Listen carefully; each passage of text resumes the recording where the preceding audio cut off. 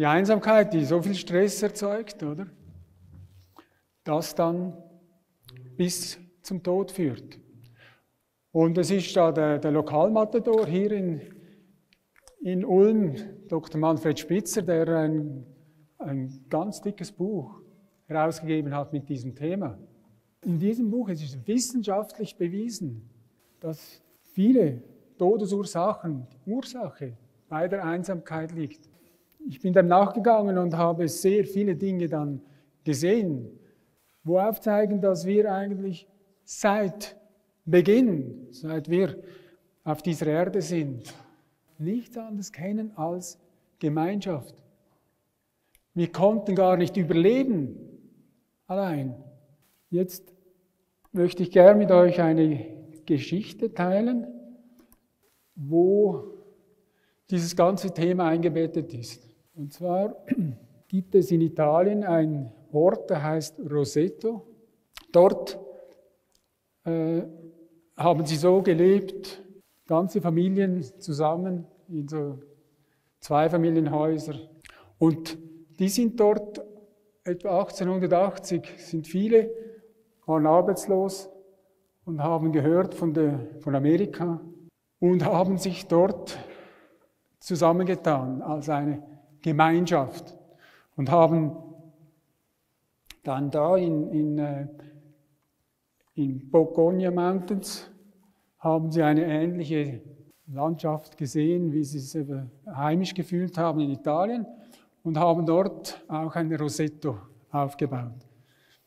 Das war 1882. Und es ist dann ein junger Pfarrer gekommen, namens Pasquale Denisco. Und er hat sie ermuntert, dass sie Getreide anbauen, dass sie Schweine halten, dass sie Weinberge anlegen, dass sie Gebetskreise gründen und dass sie diverse Festivitäten veranstalten. Und die haben dann auch so Zweifamilienhäuser, also ganze Familien, die da gewohnt haben. Tagsüber war dieser Ort leer, weil alle arbeiten gingen, es waren alle in den Fabriken. Und am Abend dann, wenn sie von der Fabrik nach Hause gegangen sind, dann sind sie auf dem Weg, sind sie halt noch bei Freunden gesehen, Gespräche geführt, ein Glas Wein getrunken und sind dann nach Hause sich umgezogen. Und als die Kirchenglocken geläutet haben, dann war das Zeichen, jetzt treffen wir uns auf dem Gemeindeplatz. Die Männer haben die Tische hingestellt und Stühle, die Frauen haben aus der Küche einfach das Essen mitgebracht und so haben sie jeden Abend gemeinsam gegessen und geteilt und einfach so dieses Leben geführt. Und das ging so bis 1960. Ein Arzt, Dr. Stuart Wolf, hat dann einmal einen Vortrag gehalten und sich nachher mit anderen Ärzten von Roseto zusammengetan. Und dann hat er von ihnen vernommen, dass sie eigentlich unter 65 Jahre überhaupt keine Herzkrankheiten hatten bei Männern. Nichts. Und es war in dieser Zeit, als in Amerika diese Epidemie war von Herzerkrankungen. Und das hat ihn erstaunt.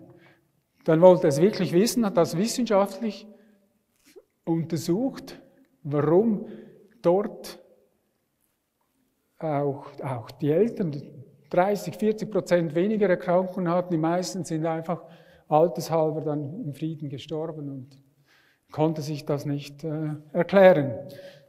Er dachte zuerst, dass es genetisch sei.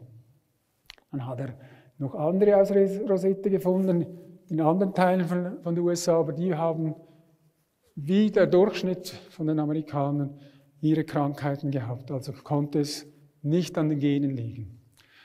Dann hat er es gedacht, ja, das muss die Ernährung sein. Olivenöl. Dann hat er da all die untersucht, was die essen, wie die kochen und so. Und da hat er gesehen, dass die gar kein Geld hatten zum Olivenöl kaufen. Also Sie haben Schweineschmalz, haben sie da genommen zum Anbraten. Und, was natürlich nicht toll ist, aber die meisten haben geraucht und waren fettleibig. Und trotzdem waren die so gesund. Bis er dann wirklich darauf kam und gesehen hat, wie die so miteinander gelebt haben. Ihr Ziel war es ja, dass ihre Kinder es einmal besser haben werden. Und dann ist, kurze Zeit später, ist eben das eingetroffen, dass die Jungen plötzlich mehr Geld hatten. Und weil sie plötzlich mehr Geld hatten, haben sie ein eigenes Eigenheim gekauft, ein Einfamilienhaus mit einem eigenen Swimmingpool, eingehakt, oder? Und sie nicht mehr so gemeinschaftlich unternommen haben und zusammen waren. Sie haben auch abgemacht nur noch übers Telefon, Fernsehen kam, also waren sie am Abend vor dem Fernseher und es ging keine 10 Jahre und die hatten schon dann einige Herzerkrankungen schon mit 45. Und auch die anderen Krankheiten, das ist dann 30-40%, das dreifach haben die dazugenommen. Und das ist schon so für mich so ein klassisches Beispiel, oder?